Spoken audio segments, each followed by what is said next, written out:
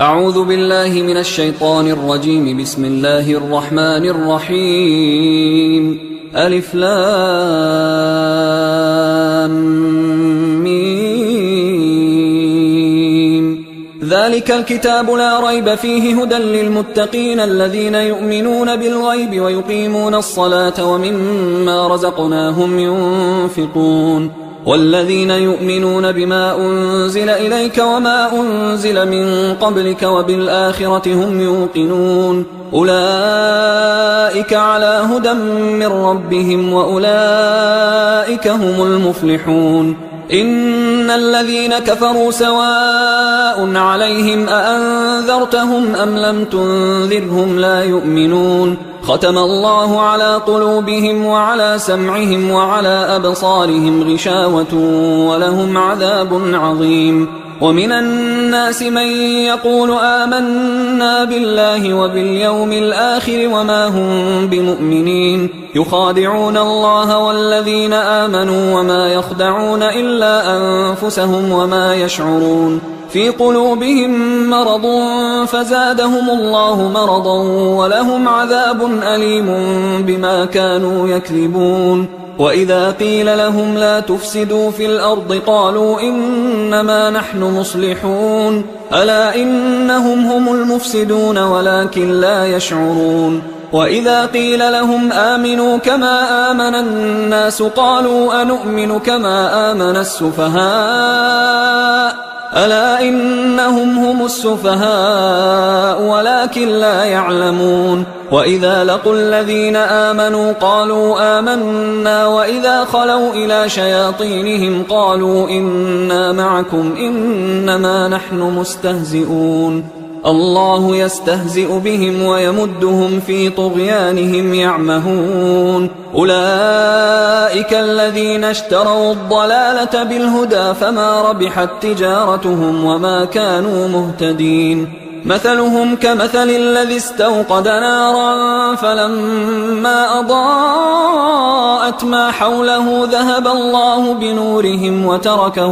وتركهم في ظلمات لا يبصرون صم بكم عمي فهم لا يرجعون. أو كصيب من السماء فيه ظلمات ورعد وبرق يجعلون أصابعهم في آذانهم من الصواعق حذر الموت والله محيط بالكافرين. يكاد البرق يخطف أبصارهم كلما أضاء لهم مشوا فيه وإذا أظلم عليهم قاموا ولو شاء الله لذهب بسمعهم وأبصارهم إن الله على كل شيء قدير. يا أيها الناس اعبدوا ربكم الذي خلقكم والذين من قبلكم لعلكم تتقون الذي جعل لكم الأرض فراشا والسماء بناء وأنزل من السماء ماء فأخرج به من الثمرات رزقا لكم فلا تجعلوا لله أندادا وأنتم تعلمون. وإن كنتم في ريب مما نزلنا على عبدنا فأتوا بسورة من مثله وادعوا شهداءكم من دون الله إن كنتم صادقين فإن لم تفعلوا ولن تفعلوا فاتقوا النار التي وقودها الناس والحجارة أعدت للكافرين. وبشر الذين آمنوا وعملوا الصالحات أن لهم جنات تجري من تحتها الأنهار كلما رزقوا منها من ثمرة رزقا قالوا هذا الذي رزقنا من قبل وأتوا به متشابها ولهم فيها أزواج مطهرة وهم فيها خالدون. إن الله لا يستحيي أن يضرب مثلا ما بعوضة فما فوقها فأما الذين آمنوا فيعلمون أنه الحق من ربهم وأما الذين كفروا فيقولون ماذا أراد الله بهذا مثلا يضل به كثيرا ويهدي به كثيرا وما يضل به إلا الفاسقين الذين ينقضون عهد الله من بعد ميثاقه ويقطعون ما أمر الله به أن يوصل ويفسدون في الأرض أولئك هم الخاسرون. كيف تكفرون بالله وكنتم أمواتا فأحياكم ثم يميتكم ثم يحييكم ثم إليه ترجعون. هو الذي خلق لكم ما في الأرض جميعا ثم استوى إلى السماء فسواهن 7 سماوات وهو بكل شيء عليم. وإذ قال ربك للملائكة إني جاعل في الأرض خليفة قالوا أتجعل فيها من يفسد فيها ويسفك الدماء ونحن نسبح بحمدك ونقدس لك قال إني أعلم ما لا تعلمون. وعلم آدم الأسماء كلها ثم عرضهم على الملائكة فقال أنبئوني بأسماء هؤلاء إن كنتم صادقين. قالوا سبحانك لا علم لنا إلا ما علمتنا إنك أنت العليم الحكيم. قال يا آدم أنبئهم بأسمائهم فلما أنبأهم بأسمائهم قال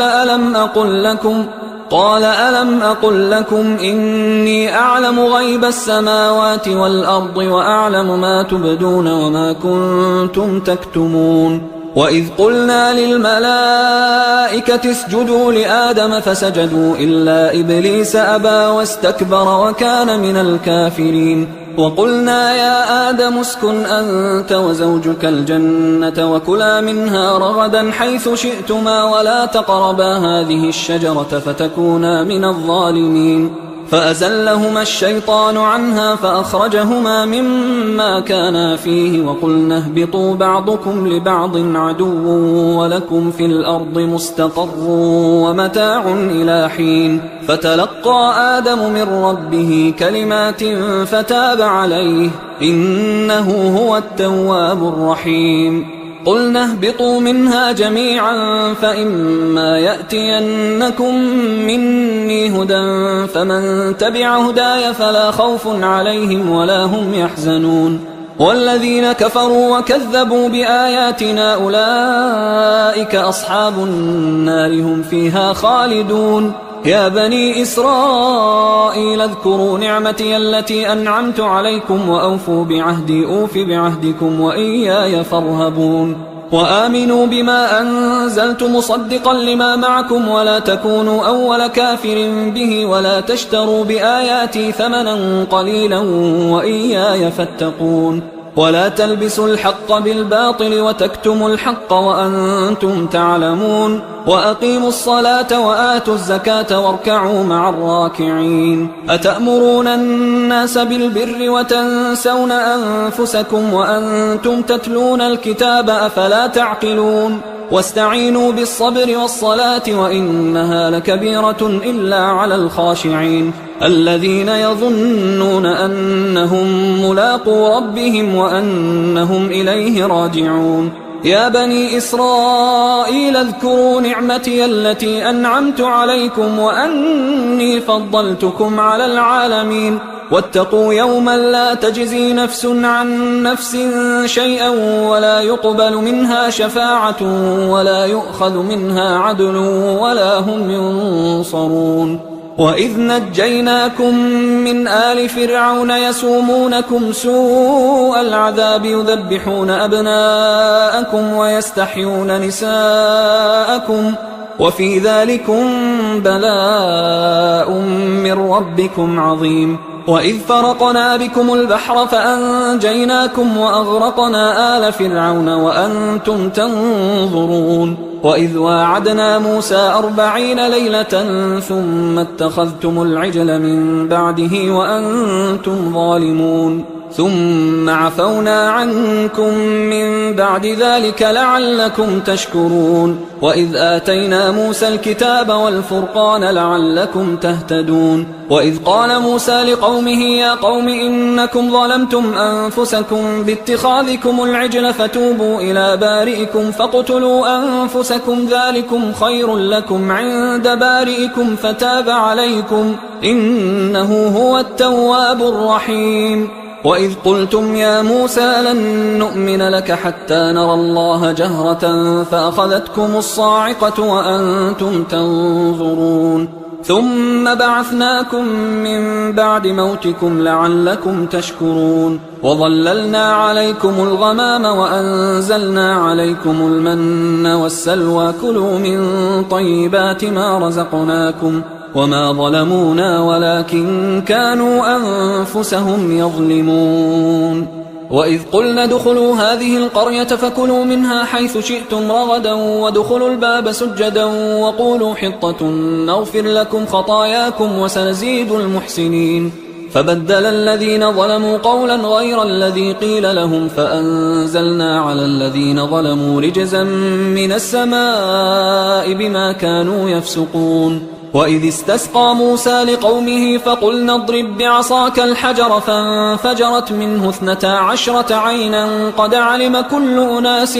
مشربهم كلوا واشربوا من رزق الله ولا تعثوا في الأرض مفسدين وإذ قلتم يا موسى لن نصبر على طعام واحد فادع لنا ربك يخرج لنا مما تنبت الأرض من بقلها وقثائها وفومها وعدسها وبصلها قال أتستبدلون الذي هو أدنى بالذي هو خير اهبطوا مصرا فإن لكم ما سألتم وضربت عليهم الذلة والمسكنة وباءوا بغضب من الله ذلك بأنهم كانوا يكفرون بآيات الله ويقتلون النبيين بغير الحق ذلك بما عصوا وكانوا يعتدون إن الذين آمنوا والذين هادوا والنصارى والصابئين من آمن بالله واليوم الآخر وعمل صالحا فلهم أجرهم عند ربهم ولا خوف عليهم ولا هم يحزنون وإذ أخذنا ميثاقكم ورفعنا فوقكم الطور خذوا ما آتيناكم بقوة واذكروا ما فيه لعلكم تتقون ثم توليتم من بعد ذلك فلولا فضل الله عليكم ورحمته لكنتم من الخاسرين ولقد علمتم الذين اعتدوا منكم في السبت فقلنا لهم كونوا قردة خاسئين فجعلناها نكالا لما بين يديها وما خلفها وموعظة للمتقين وإذ قال موسى لقومه إن الله يأمركم أن تذبحوا بقرة قالوا أتتخذنا هزوا قال أعوذ بالله أن أكون من الجاهلين قالوا ادع لنا ربك يبين لنا ما هي قال إنه يقول إنها بقرة لا فارض ولا بكر عوان بين ذلك فافعلوا ما تؤمرون قالوا ادع لنا ربك يبين لنا ما لونها قال إنه يقول إنها بقرة صفراء فاقع لونها تسر الناظرين قالوا ادع لنا ربك يبين لنا ما هي إن البقرة شابه علينا وإنا إن شاء الله لمهتدون قال إنه يقول إنها بقرة لا ذلول تثير الأرض ولا تسقي الحرث مسلمة لا شية فيها قالوا الآن جئت بالحق فذبحوها وما كادوا يفعلون وإذ قتلتم نفسا فادارأتم فيها والله مخرج ما كنتم تكتمون فقلنا اضربوه ببعضها كذلك يحيي الله الموتى ويريكم آياته لعلكم تعقلون ثم قست قلوبكم من بعد ذلك فهي كالحجارة أو أشد قسوة وإن من الحجارة لما يتفجر منه الأنهار وإن منها لما يشقق فيخرج منه الماء وإن منها لما يهبط من خشية الله وما الله بغافل عما تعملون أفتطمعون أن يؤمنوا لكم وقد كان فريق منهم يسمعون كلام الله ثم يحرفونه من بعد ما عقلوه وهم يعلمون وإذا لقوا الذين آمنوا قالوا آمنا وإذا خلا بعضهم إلى بعض قالوا أتحدثونهم بما فتح الله عليكم ليحاجوكم به عند ربكم أفلا تعقلون أولا يعلمون أن الله يعلم ما يسرون وما يعلنون ومنهم أميون لا يعلمون الكتاب إلا أماني وإنهم إلا يظنون فويل للذين يكتبون الكتاب بأيديهم ثم يقولون هذا من عند الله ليشتروا به ثمنا قليلا فويل لهم مما كتبت أيديهم وويل لهم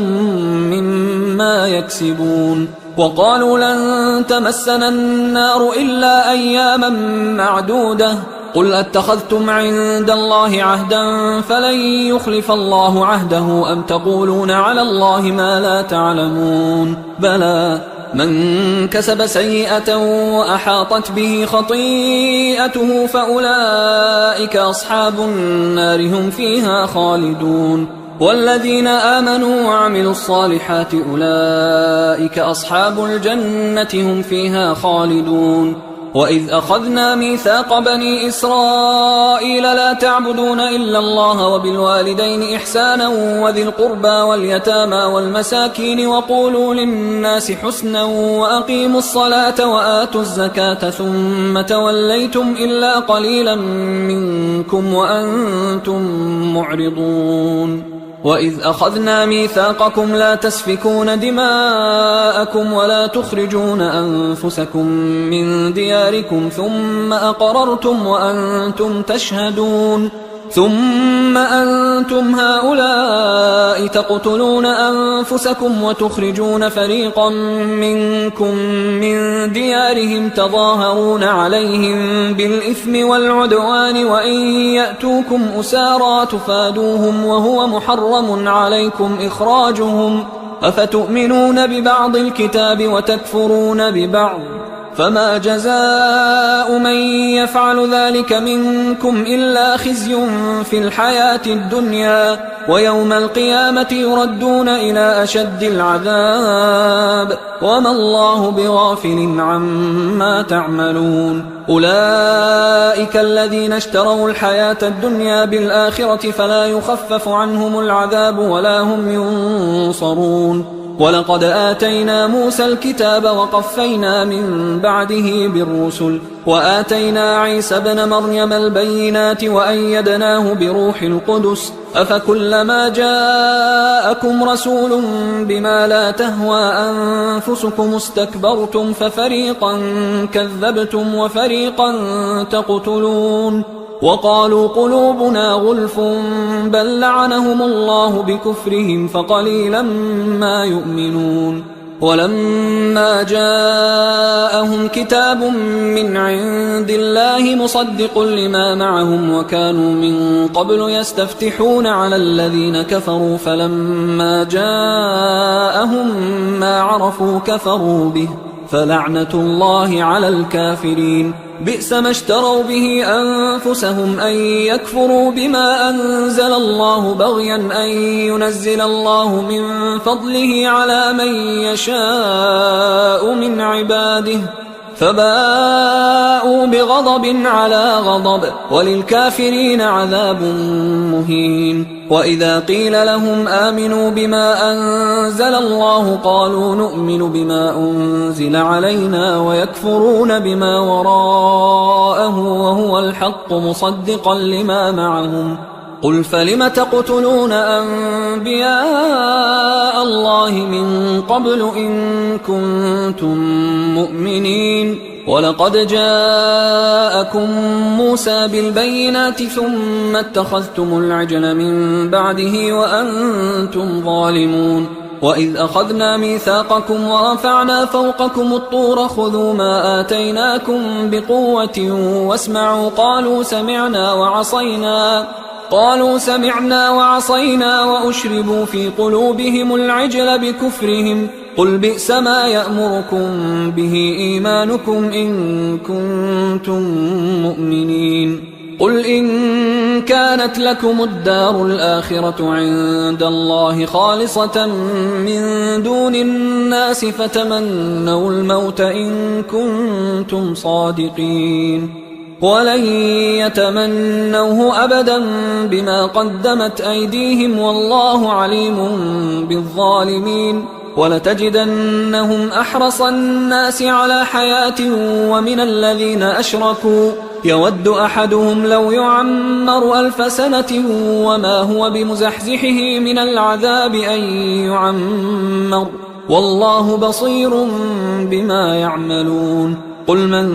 كان عدوا لجبريل فإنه نزله على قلبك بإذن الله مصدقا لما بين يديه وهدى وبشرى للمؤمنين من كان عدوا لله وملائكته ورسله وجبريل وميكال فإن الله عدو للكافرين ولقد أنزلنا إليك آيات بينات وما يكفر بها إلا الفاسقون أو كلما عاهدوا عهدا نبذه فريق منهم بل أكثرهم لا يؤمنون ولما جاءهم رسول من عند الله مصدق لما معهم نبذ فريق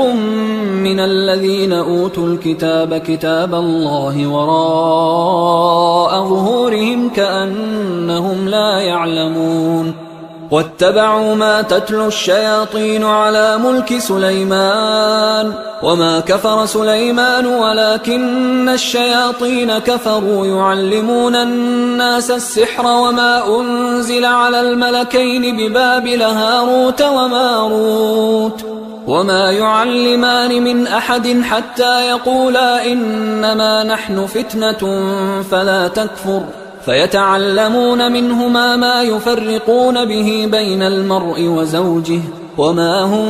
بضارين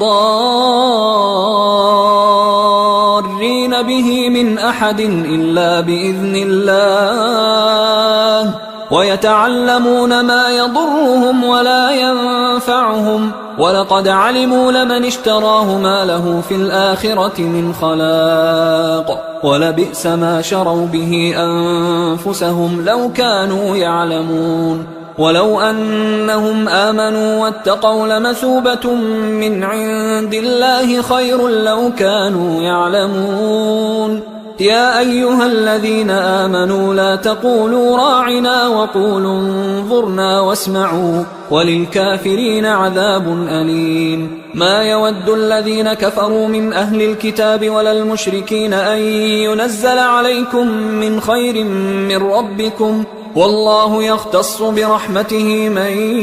يشاء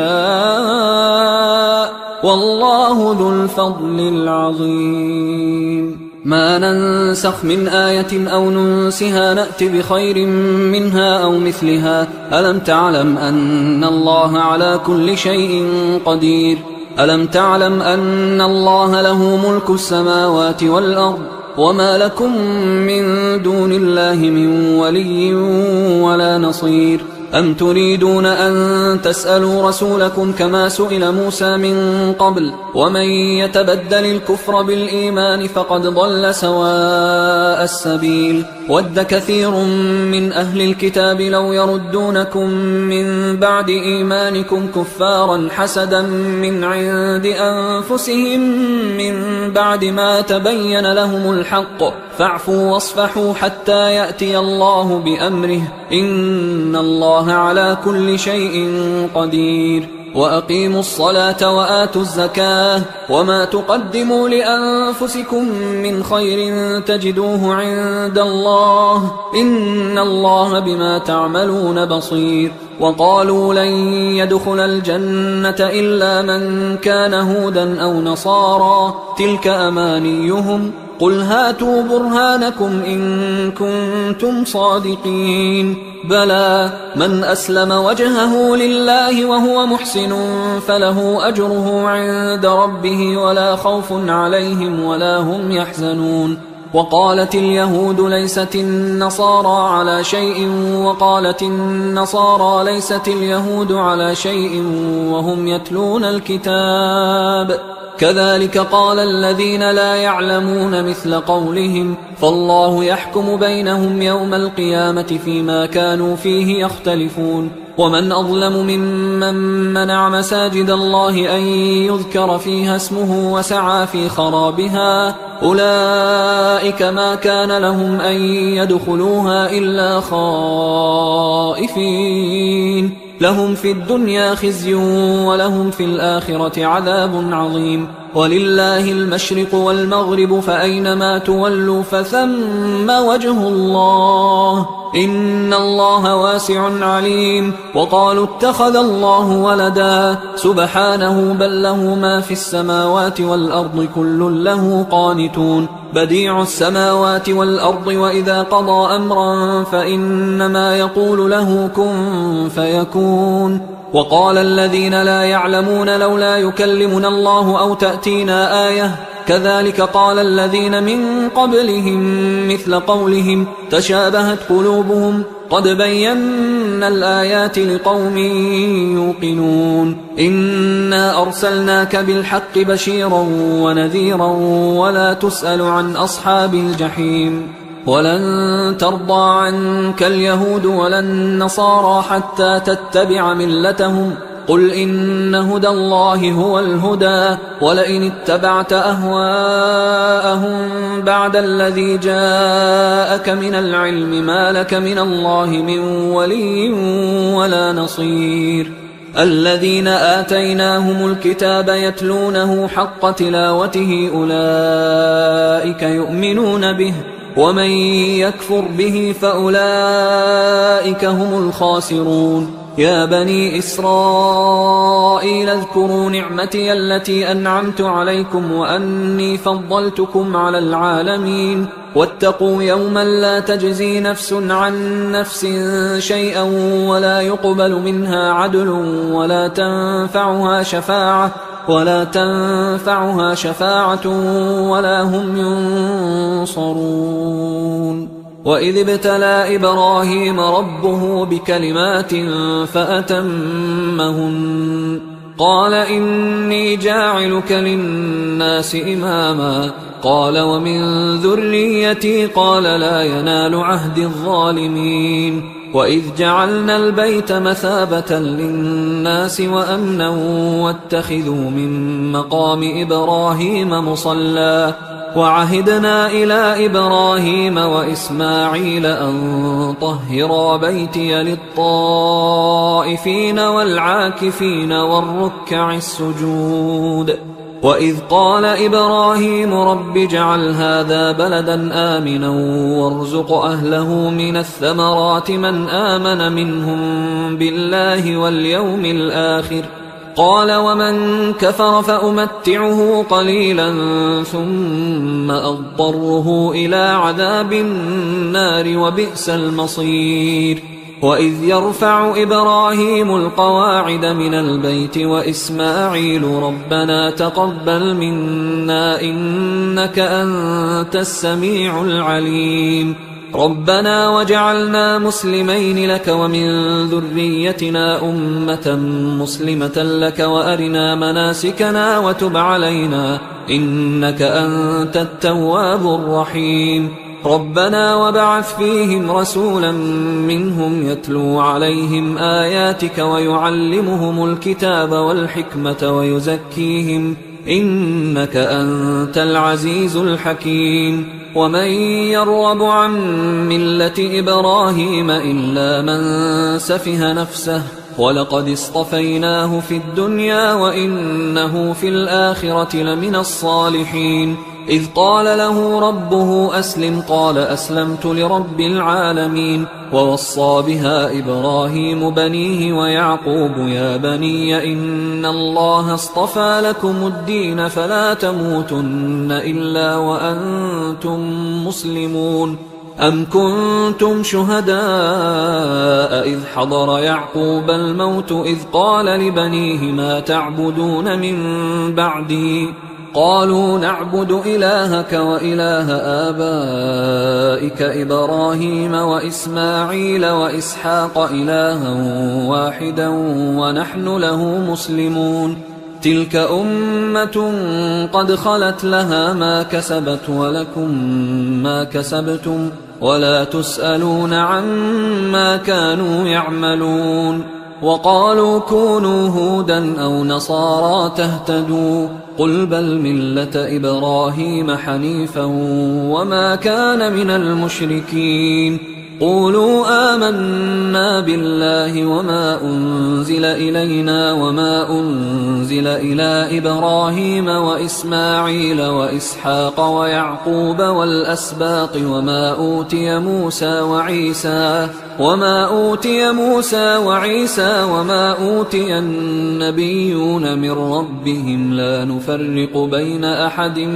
منهم ونحن له مسلمون. فإن آمنوا بمثل ما آمنتم به فقد اهتدوا وإن تولوا فإنما هم في شقاق فسيكفيكهم الله وهو السميع العليم. صبغة الله ومن أحسن من الله صبغة ونحن له عابدون. قل أتحاجوننا في الله وهو ربنا وربكم ولنا أعمالنا ولكم أعمالكم ونحن له مخلصون. أم تقولون إن إبراهيم وإسماعيل وإسحاق ويعقوب والأسباط كانوا هودا أو نصارى قل أأنتم أعلم أم الله ومن أظلم ممن كتم شهادة عنده من الله وما الله بغافل عما تعملون. تلك أمة قد خلت لها ما كسبت ولكم ما كسبتم ولا تسألون عما كانوا يعملون. سيقول السفهاء من الناس ما ولاهم عن قبلتهم التي كانوا عليها قل لله المشرق والمغرب يهدي من يشاء إلى صراط مستقيم. وكذلك جعلناكم أمة وسطا لتكونوا شهداء على الناس ويكون الرسول عليكم شهيدا. وما جعلنا القبلة التي كنت عليها إلا لنعلم من يتبع الرسول ممن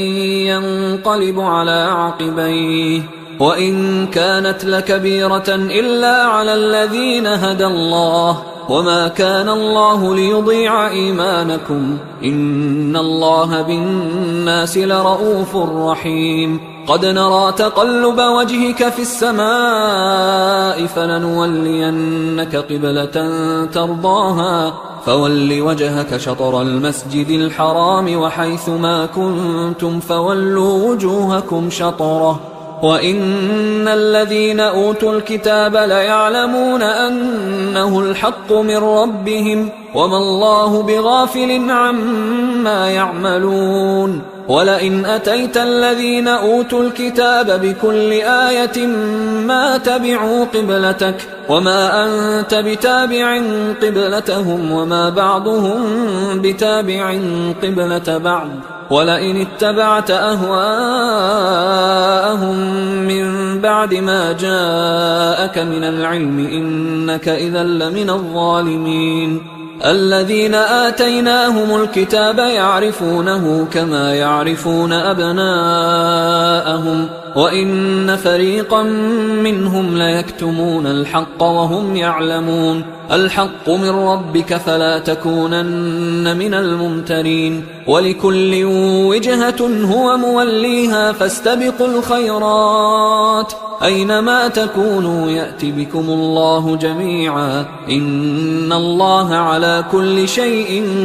قدير ومن حيث خرجت فول وجهك شطر المسجد الحرام وإنه للحق من ربك وما الله بغافل عما تعملون ومن حيث خرجت فول وجهك شطر المسجد الحرام وحيث ما كنتم فولوا وجوهكم شطره لئلا يكون للناس عليكم حجة إلا الذين ظلموا منهم فلا تخشوهم واخشوني ولأتم نعمتي عليكم ولعلكم تهتدون كما أرسلنا فيكم رسولا منكم يتلو عليكم آياتنا ويزكيكم ويعلمكم الكتاب والحكمة ويعلمكم ما لم تكونوا تعلمون فاذكروني أذكركم واشكروا لي ولا تكفرون يا أيها الذين آمنوا استعينوا بالصبر والصلاة إن الله مع الصابرين ولا تقولوا لمن يقتل في سبيل الله أموات بل أحياء ولكن لا تشعرون ولنبلونكم بشيء من الخوف والجوع ونقص من الأموال والأنفس والثمرات وبشر الصابرين الذين إذا أصابتهم مصيبة قالوا إنا لله وإنا إليه راجعون أولئك عليهم صلوات من ربهم ورحمة وأولئك هم المهتدون إن الصفا والمروة من شعائر الله فمن حج البيت أو اعتمر فلا جناح عليه أن يطوف بهما ومن تطوع خيرا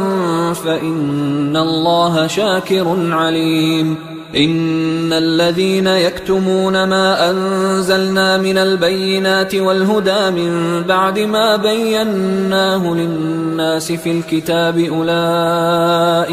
أولئك يلعنهم الله ويلعنهم اللاعنون إلا الذين تابوا وأصلحوا وبينوا فأولئك أتوب عليهم وأنا التواب الرحيم إن الذين كفروا وماتوا وهم كفار أولئك عليهم لعنة الله والملائكة والناس أجمعين خالدين فيها لا يخفف عنهم العذاب ولا هم ينظرون وإلهكم إله واحد لا إله إلا هو الرحمن الرحيم إن في خلق السماوات والأرض واختلاف الليل والنهار والفلك التي تجري في البحر بما ينفع الناس وما أنزل الله من السماء من ماء فأحيا به الأرض بعد موتها وبث فيها من كل دابة وتصريف الرياح والسحاب المسخر بين السماء والأرض لآيات لقوم يعقلون ومن الناس من يتخذ من دون الله أندادا يحبونهم كحب الله والذين آمنوا أشد حبا لله ولو يرى الذين ظلموا إذ يرون العذاب أن القوة لله جميعا وأن الله شديد العذاب إذ تبرأ الذين اتبعوا من الذين اتبعوا ورأوا العذاب وتقطعت بهم الأسباب وقال الذين اتبعوا لو أن لنا كرة فنتبرأ منهم كما تبرأوا منا كذلك يريهم الله أعمالهم حسرات عليهم وما هم بخارجين من النار يا أيها الناس كلوا مما في الأرض حلالا طيبا ولا تتبعوا خطوات الشيطان إنه لكم عدو مبين إنما يأمركم بالسوء والفحشاء وأن تقولوا على الله ما لا تعلمون وإذا قيل لهم اتبعوا ما أنزل الله قالوا بل نتبع ما ألفينا عليه آباءنا أولو كان آباؤهم لا يعقلون شيئا ولا يهتدون ومثل الذين كفروا كمثل الذي ينعق بما لا يسمع إلا دعاء ونداء صم بكم عمي فهم لا يعقلون يا أيها الذين آمنوا كلوا من طيبات ما رزقناكم واشكروا لله إن كنتم إياه تعبدون إنما حرم عليكم الميتة والدم ولحم الخنزير وما أهل به لغير الله فمن اضطر غير باغ ولا عاد فلا إثم عليه إن الله غفور رحيم إن الذين يكتمون ما أنزل الله من الكتاب ويشترون به ثمنا قليلا أولئك ما يأكلون في بطونهم إلا النار ولا يكلمهم الله يوم القيامة ولا يزكيهم ولهم عذاب أليم أولئك الذين اشتروا الضلالة بالهدى والعذاب بالمغفرة فما أصبرهم على النار ذلك بأن الله نزل الكتاب بالحق وإن الذين اختلفوا في الكتاب لفي شقاق بعيد ليس البر أن تولوا وجوهكم قبل المشرق والمغرب ولكن البر من آمن بالله واليوم الآخر والملائكة والكتاب والنبيين وآتى المال على حبه ذوي القربى واليتامى والمساكين وابن السبيل والسائلين وفي الرقاب وأقام الصلاة وآتى الزكاة والموفون بعهدهم إذا عاهدوا والصابرين في البأساء والضراء وحين البأس أولئك الذين صدقوا وأولئك هم المتقون يا أيها الذين آمنوا كتب عليكم القصاص في القتلى الحر بالحر والعبد بالعبد والأنثى بالأنثى فمن عفي له من أخيه شيء فاتباع بالمعروف وأداء إليه بإحسان ذلك تخفيف من ربكم ورحمة فمن اعتدى بعد ذلك فله عذاب أليم ولكم في القصاص حياة يا أولي الألباب لعلكم تتقون كتب عليكم إذا حضر أحدكم الموت إن ترك خيرا الوصية للوالدين والأقربين بالمعروف حقا على المتقين فمن بدله بعدما سمعه فإنما إثمه على الذين يبدلونه إن الله سميع عليم فمن خاف من موص جنفا أو إثما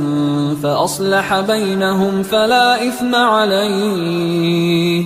إن الله غفور رحيم.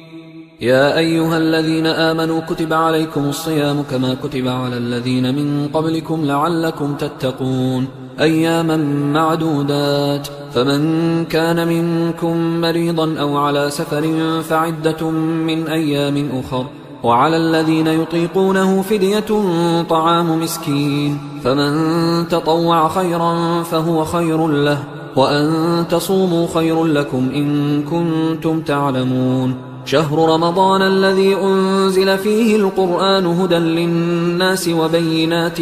من الهدى والفرقان، فمن شهد منكم الشهر فليصم، ومن كان مريضا أو على سفر فعدة من أيام أخر، يريد الله بكم اليسر ولا يريد بكم العسر ولتكملوا العدة ولتكبروا الله على ما هداكم ولعلكم تشكرون. وإذا سألك عبادي عني فإني قريب أجيب دعوة الداعي إذا دعان، فليستجيبوا لي وليؤمنوا بي لعلهم يرشدون. أحل لكم ليلة الصيام الرفث إلى نسائكم هن لباس لكم وأنتم لباس لهن، علم الله أنكم كنتم تختانون أنفسكم فتاب عليكم وعفى عنكم، فالآن باشروهن وابتغوا ما كتب الله لكم، وكلوا واشربوا حتى يتبين لكم الخيط الأبيض من الخيط الأسود من الفجر، ثم أتموا الصيام إلى الليل، ولا تباشروهن وأنتم عاكفون في المساجد، تلك حدود الله فلا تقربوها، كذلك يبين الله آياته للناس لعلهم يتقون. ولا تأكلوا أموالكم بينكم بالباطل وتدلوا بها إلى الحكام لتأكلوا فريقا من أموال الناس بالإثم وأنتم تعلمون. يسألونك عن الأهلة قل هي مواقيت للناس والحج، وليس البر بأن تأتوا البيوت من ظهورها ولكن البر من اتقى، وأتوا البيوت من أبوابها واتقوا الله لعلكم تفلحون. وقاتلوا في سبيل الله الذين يقاتلونكم ولا تعتدوا إن الله لا يحب المعتدين. وَاقْتُلُوهُمْ حَيْثُ ثَقِفْتُمُوهُمْ وَأَخْرِجُوهُمْ مِنْ حَيْثُ أَخْرَجُوكُمْ وَالْفِتْنَةُ أَشَدُّ مِنَ الْقَتْلِ وَلَا تُقَاتِلُوهُمْ عِندَ الْمَسْجِدِ الْحَرَامِ حَتَّى يُقَاتِلُوكُمْ فِيهِ فَإِنْ قَاتَلُوكُمْ فَاقْتُلُوهُمْ كَذَلِكَ جَزَاءُ الْكَافِرِينَ فَإِنِ انْتَهَوْا فَإِنَّ اللَّهَ غَفُورٌ رَحِيمٌ. وقاتلوهم حتى لا تكون فتنة ويكون الدين لله، فإن انتهوا فلا عدوان إلا على الظالمين. الشهر الحرام بالشهر الحرام والحرمات قصاص، فمن اعتدى عليكم فاعتدوا عليه بمثل ما اعتدى عليكم، واتقوا الله واعلموا أن الله مع المتقين. وأنفقوا في سبيل الله ولا تلقوا بأيديكم إلى التهلكة وأحسنوا إن الله يحب المحسنين. وأتموا الحج والعمرة لله، فإن أحصرتم فما استيسر من الهدي، ولا تحلقوا رؤوسكم حتى يبلغ الهدي محله، فمن كان منكم مريضا أو به أذى من رأسه ففدية من صيام أو صدقة أو نسك، فإذا أمنتم فمن تمتع بالعمرة إلى الحج فما استيسر من الهدي، فمن لم يجد فصيام 3 أيام في الحج و7 إذا رجعتم، تلك 10 كاملة، ذلك لمن لم يكن أهله حاضر المسجد الحرام. واتقوا الله واعلموا أن الله شديد العقاب. الحج أشهر معلومات، فمن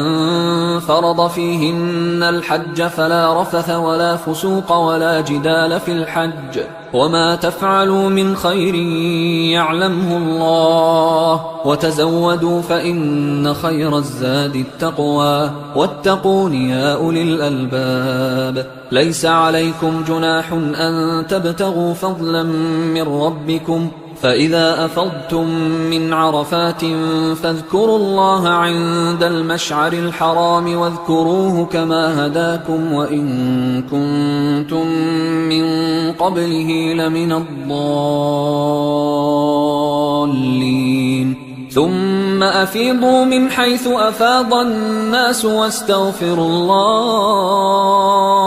إن الله غفور رحيم فإذا قضيتم مناسككم فاذكروا الله كذكركم آباءكم أو أشد ذكرا فمن الناس من يقول ربنا آتنا في الدنيا وما له في الآخرة من خلاق ومنهم من يقول ربنا آتنا في الدنيا حسنة وفي الآخرة حسنة وقنا عذاب النار أولئك لهم نصيب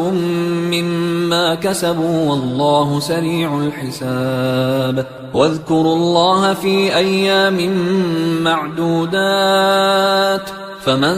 تعجل في يومين فلا إثم عليه ومن تأخر فلا إثم عليه لمن اتقى واتقوا الله واعلموا أنكم إليه تحشرون ومن الناس من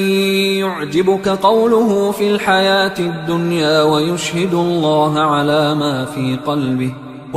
الله على ما في قلبه وهو ألد الخصام وإذا تولى سعى في الأرض ليفسد فيها ويهلك الحرث والنسل والله لا يحب الفساد وإذا قيل له اتق الله أخذته العزة بالإثم فحسبه جهنم ولبئس المهاد ومن الناس من يشري نفسه ابتغاء مرضات الله والله رؤوف بالعباد يا أيها الذين آمنوا ادخلوا في السلم كافة ولا تتبعوا خطوات الشيطان إنه لكم عدو مبين فإن زللتم من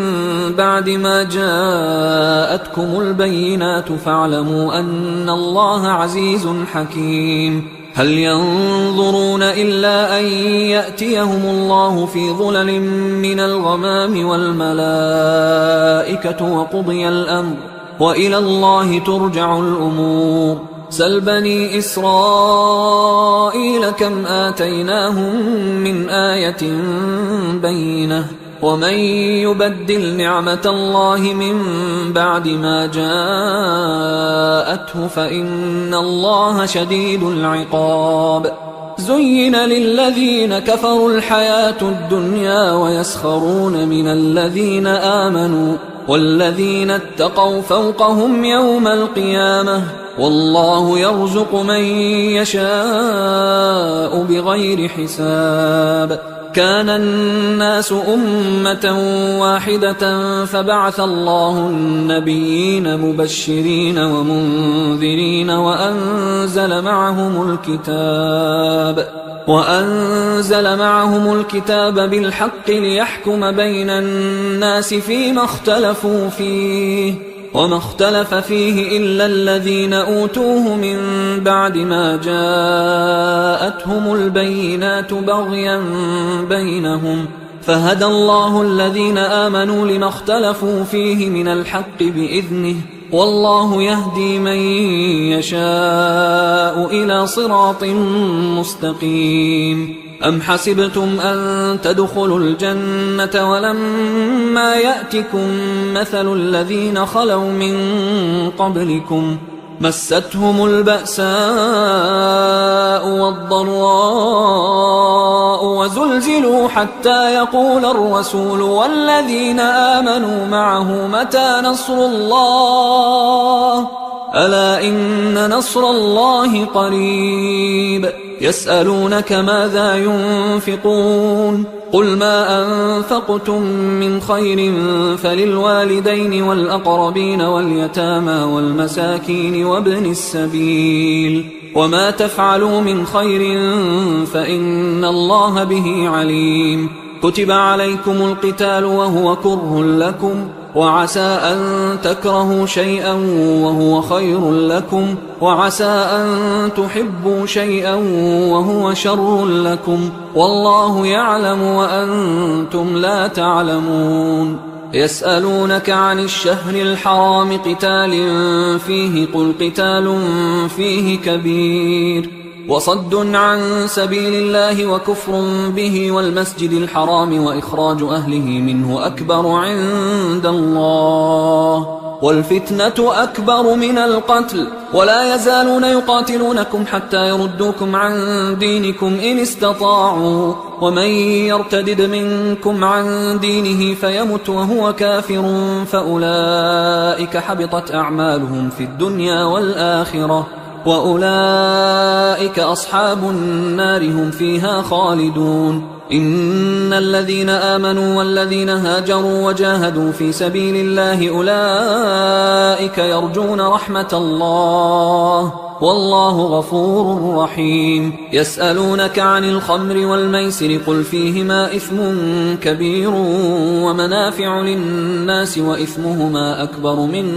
نفعهما ويسألونك ماذا ينفقون قل العفو كذلك يبين الله لكم الآيات لعلكم تتفكرون في الدنيا والآخرة ويسألونك عن اليتامى قل إصلاح لهم خير وإن تخالطوهم فإخوانكم والله يعلم المفسد من المصلح ولو شاء الله لأعنتكم إن الله عزيز حكيم ولا تنكحوا المشركات حتى يؤمن ولأمة مؤمنة خير من مشركة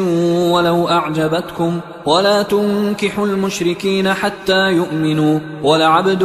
مؤمن خير من مشرك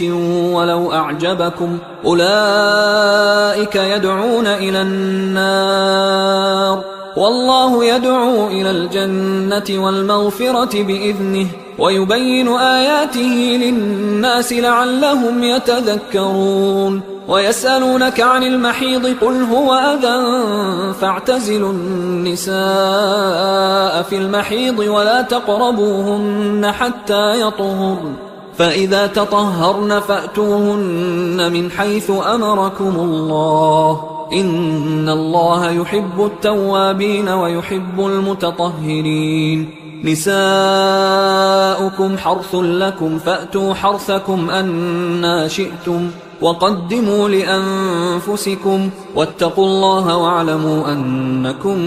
ملاقوه وبشر المؤمنين ولا تجعلوا الله عرضة لأيمانكم أن تبروا وتتقوا وتصلحوا بين الناس والله سميع عليم لا يؤاخذكم الله باللغو في أيمانكم ولكن يؤاخذكم بما كسبت قلوبكم والله غفور حليم للذين يؤلون من نسائهم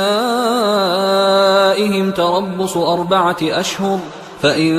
فاءوا فإن الله غفور رحيم وإن عزموا الطلاق فإن الله سميع عليم والمطلقات يتربصن بأنفسهن 3 قروء ولا يحل لهن أن يكتمن ما خلق الله في أرحامهن إن كن يؤمن بالله واليوم الآخر وبعولتهن أحق بردهن في ذلك إن أرادوا إصلاحا ولهن مثل الذي عليهن بالمعروف وللرجال عليهن درجة والله عزيز حكيم الطلاق 2 مرتان فإمساك بمعروف أو تسريح بإحسان ولا يحل لكم أن تأخذوا مما آتيتموهن شيئا إلا أن يخافا ألا يقيما حدود الله فإن خفتم ألا يقيما حدود الله فلا جناح عليهما فيما افتدت به، تلك حدود الله فلا تعتدوها، ومن يتعد حدود الله فأولئك هم الظالمون. فإن طلقها فلا تحل له من بعد حتى تنكح زوجا غيره، فإن طلقها فلا جناح عليهما أن يتراجعا إن ظنا أن يقيما حدود الله، وتلك حدود الله يبينها لقوم يعلمون. وإذا طلقتم النساء فبلغن أجلهن فأمسكوهن بمعروف أو سرحوهن بمعروف، ولا تمسكوهن ضرارا لتعتدوا، ومن يفعل ذلك فقد ظلم نفسه. ولا تتخذوا آيات الله هزوا، واذكروا نعمة الله عليكم وما أنزل عليكم من الكتاب والحكمة يعظكم به، واتقوا الله واعلموا أن الله بكل شيء عليم. وإذا طلقتم النساء فبلغن أجلهن فلا تعضلوهن أن ينكحن أزواجهن إذا تراضوا بينهم بالمعروف، ذلك يوعظ به من كان منكم يؤمن بالله واليوم الآخر، ذلكم أزكى لكم وأطهر، والله يعلم وأنتم لا تعلمون. والوالدات يرضعن أولادهن حولين كاملين لمن أراد أن يتم الرضاعة، وعلى المولود له رزقهن وكسوتهن بالمعروف، لا تكلف نفس إلا وسعها، لا تضار والدة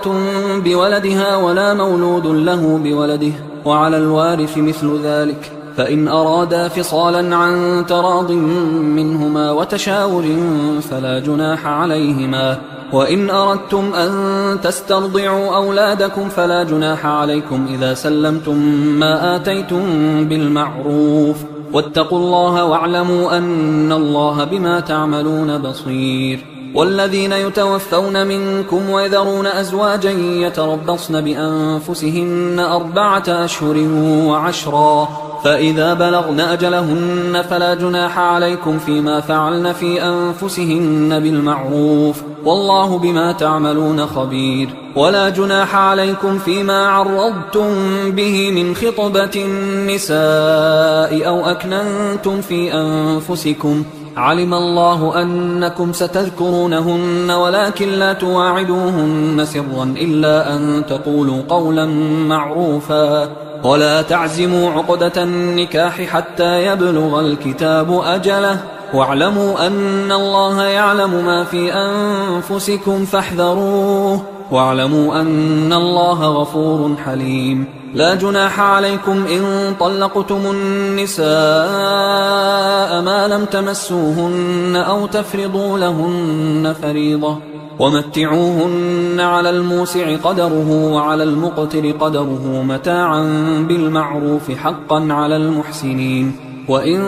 طلقتموهن من قبل أن تمسوهن وقد فرضتم لهن فريضة فنصف ما فرضتم إلا أن يعفون أو يعفو الذي بيده عقدة النكاح، وأن تعفوا أقرب للتقوى، ولا تنسوا الفضل بينكم، إن الله بما تعملون بصير. حافظوا على الصلوات والصلاة الوسطى وقوموا لله قانتين، فإن خفتم فرجالا أو ركبانا، فإذا أمنتم فاذكروا الله كما علمكم ما لم تكونوا تعلمون. والذين يتوفون منكم ويذرون أزواجا وصية لأزواجهم متاعا إلى الحول غير إخراج، فإن خرجن فلا جناح عليكم فيما فعلن في أنفسهن من معروف، والله عزيز حكيم. وللمطلقات متاع بالمعروف حقا على المتقين كذلك يبين الله لكم آياته لعلكم تعقلون. ألم تر إلى الذين خرجوا من ديارهم وهم ألوف حذر الموت فقال لهم الله موتوا ثم أحياهم إن الله لذو فضل على الناس ولكن أكثر الناس لا يشكرون. وقاتلوا في سبيل الله واعلموا أن الله سميع عليم. من ذا الذي يقرض الله قرضا حسنا فيضاعفه له أضعافا كثيرة والله يقبض ويبسط وإليه ترجعون. ألم تر إلى الملأ من بني إسرائيل من بعد موسى إذ قالوا لنبي له مبعث لنا ملكا نقاتل في سبيل الله قال هل عسيتم إن كتب عليكم القتال ألا تقاتلوا قالوا وما لنا ألا نقاتل في سبيل الله وقد أخرجنا من ديارنا وأبنائنا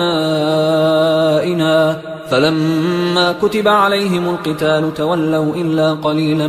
منهم والله عليم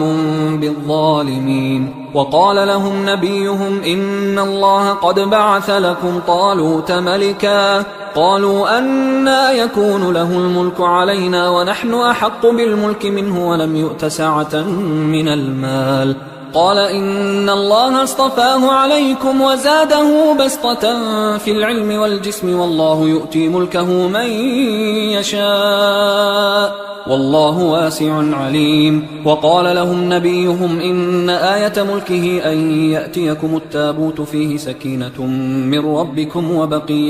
وبقية مما ترك آل موسى وآل هارون تحمله الملائكة إن في ذلك لآية لكم إن كنتم مؤمنين. فلما فصل طالوت بالجنود قال إن الله مبتليكم بنهر فمن شرب منه فليس مني ومن لم يطعمه فإنه مني إلا من اغترف غرفة بيده فشربوا منه إلا قليلا منهم فلما جاوزه هو والذين آمنوا معه قالوا لا طاقة لنا اليوم بجالوت وجنوده قال الذين يظنون أنهم ملاقوا الله كم من فئة قليلة غلبت فئة كثيرة بإذن الله والله مع الصابرين. ولما برزوا لجالوت وجنوده قالوا ربنا أفرغ علينا صبرا وثبت أقدامنا وانصرنا على القوم الكافرين فهزموهم بإذن الله. وقتل داود جالوت وآتاه الله الملك والحكمة وعلمه مما يشاء ولولا دفع الله الناس بعضهم ببعض لفسدت الأرض ولكن الله ذو فضل على العالمين. تلك آيات الله نتلوها عليك بالحق وإنك لمن المرسلين. تلك الرسل فضلنا بعضهم على بعض منهم من كلم الله ورفع بعضهم درجات وآتينا عيسى ابن مريم البينات وأيدناه بروح القدس ولو شاء الله ما اقتتل الذين من بعدهم من بعد ما جاءتهم البينات ولكن اختلفوا فمنهم من آمن ومنهم من كفر ولو شاء الله ما اقتتلوا ولكن الله يفعل ما يريد. يا أيها الذين آمنوا أنفقوا مما رزقناكم من قبل أن يأتي يوم لا بيع فيه ولا خلة ولا شفاعة والكافرون هم الظالمون. الله لا إله إلا هو الحي القيوم لا تأخذه سنة ولا نوم له ما في السماوات وما في الأرض من ذا الذي يشفع عنده إلا بإذنه يعلم ما بين أيديهم وما خلفهم ولا يحيطون بشيء من علمه إلا بما شاء وسع كرسيه السماوات والأرض ولا يؤوده حفظهما وهو العلي العظيم. لا إكراه في الدين قد تبين الرشد من الغي فمن يكفر بالطاغوت ويؤمن بالله فقد استمسك بالعروة الوثقى لا انفصام لها، والله سميع عليم. الله ولي الذين آمنوا يخرجهم من الظلمات إلى النور، والذين كفروا أولياؤهم الطاغوت يخرجونهم من النور إلى الظلمات، أولئك أصحاب النار هم فيها خالدون. ألم تر إلى الذي حاج إبراهيم في ربه أن آتاه الله الملك إذ قال إبراهيم ربي الذي يحيي ويميت قال أنا أحيي وأميت. قال إبراهيم فإن الله يأتي بالشمس من المشرق فأت بها من المغرب فبهت الذي كفر والله لا يهدي القوم الظالمين. أو كالذي مر على قرية وهي خاوية على عروشها قال أنى يحيي هذه الله بعد موتها فأماته الله 100 عام ثم بعثه قال كم لبثت؟ قال لبثت يوما أو بعض يوم. قال بل لبثت 100 عام فانظر إلى طعامك وشرابك لم يتسنه وانظر إلى حمارك ولنجعلك آية للناس وانظر إلى العظام كيف ننشزها ثم نكسوها لحما فلما تبين له قال أعلم أن الله على كل شيء قدير. وإذ قال إبراهيم رب أرني كيف تحيي الموتى قال أولم تؤمن قال بلى ولكن ليطمئن قلبي قال فخذ 4 من الطير فصرهن إليك ثم اجعل على كل جبل منهن جزءا ثم ادعهن يأتينك سعيا واعلم أن الله عزيز حكيم. مثل الذين ينفقون أموالهم في سبيل الله كمثل حبة أنبتت 7 سنابل في كل سنبلة 100 حبة والله يضاعف لمن يشاء والله واسع عليم. الذين ينفقون أموالهم في سبيل الله ثم لا يتبعون ما أنفقوا منا ولا أذى لهم أجرهم عند ربهم ولا خوف عليهم ولا هم يحزنون. قول معروف ومغفرة خير من صدقة يتبعها أذى والله غني حليم. يا أيها الذين آمنوا لا تبطلوا صدقاتكم بالمن والأذى كالذي ينفق ماله رئاء الناس ولا يؤمن بالله واليوم الآخر فمثله كمثل صفوان عليه تراب فأصابه وابل فتركه صلدا لا يقدرون على شيء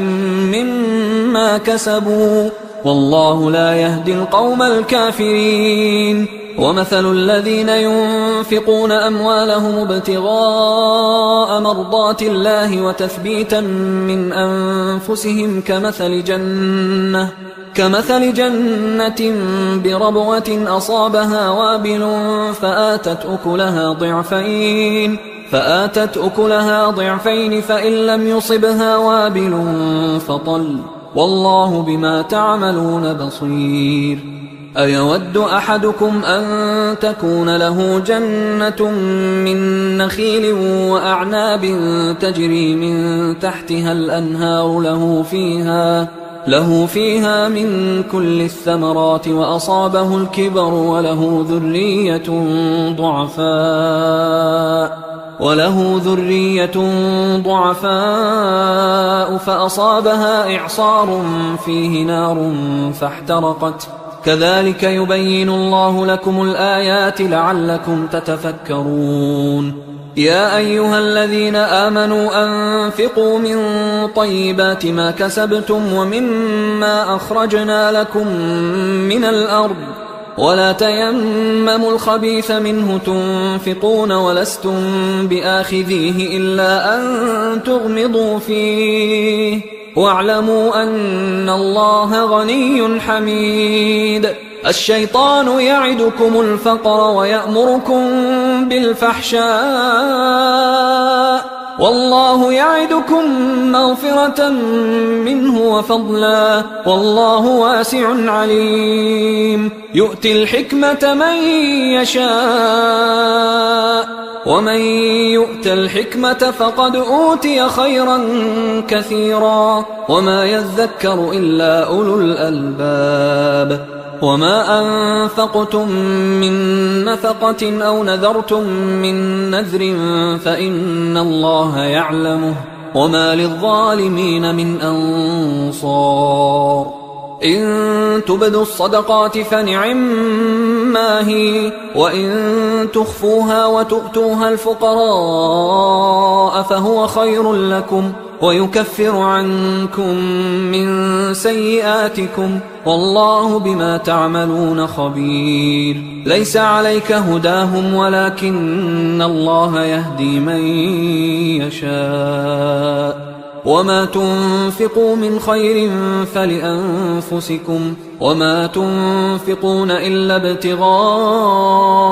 وجه الله وما تنفقوا من خير يوفى إليكم وأنتم لا تظلمون للفقراء الذين أحصروا في سبيل الله لا يستطيعون ضربا في الأرض يحسبهم الجاهل أغنياء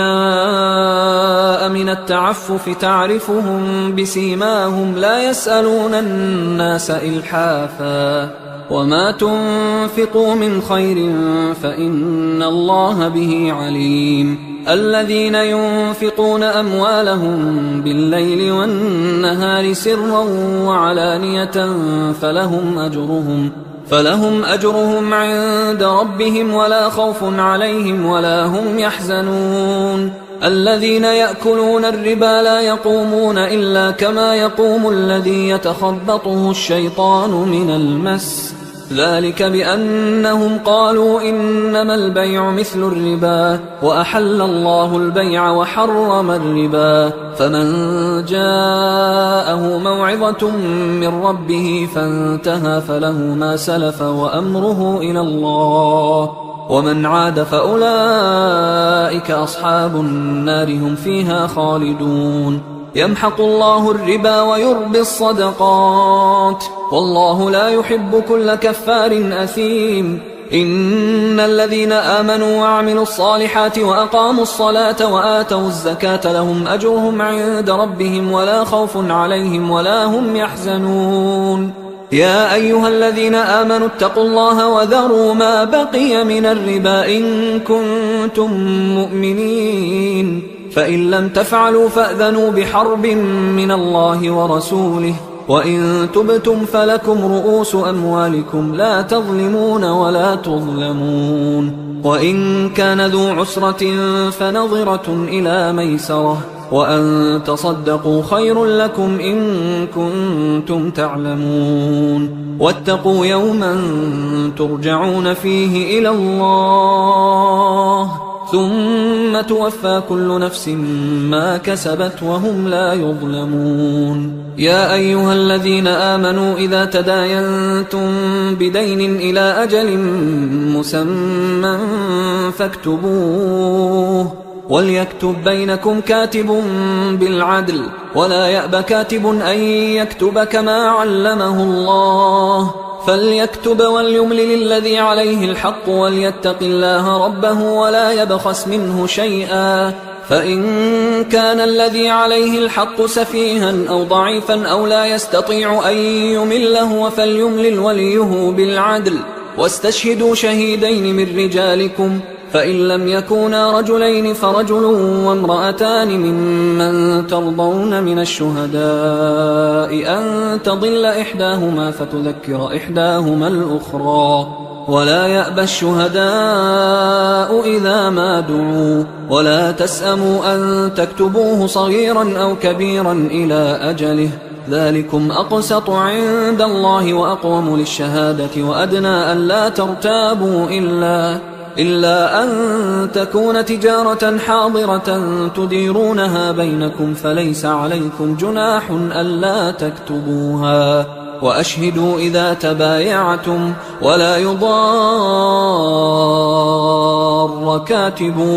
ولا شهيد، وإن تفعلوا فإنه فسوق بكم، واتقوا الله ويعلمكم الله، والله بكل شيء عليم. وإن كنتم على سفر ولم تجدوا كاتبا فرهان مقبوضة، فإن أمن بعضكم بعضا فليؤدي الذي ائتمن أمانته وليتق الله ربه ولا تكتموا الشهادة، ومن يكتمها فإنه آثم قلبه، والله بما تعملون عليم. لله ما في السماوات وما في الأرض، وإن تبدوا ما في أنفسكم أو تخفوه يحاسبكم به الله، فيغفر لمن يشاء ويعذب من يشاء، والله على كل شيء قدير. آمن الرسول بما أنزل إليه من ربه والمؤمنون كل آمن بالله وملائكته وكتبه ورسله لا نفرق بين أحد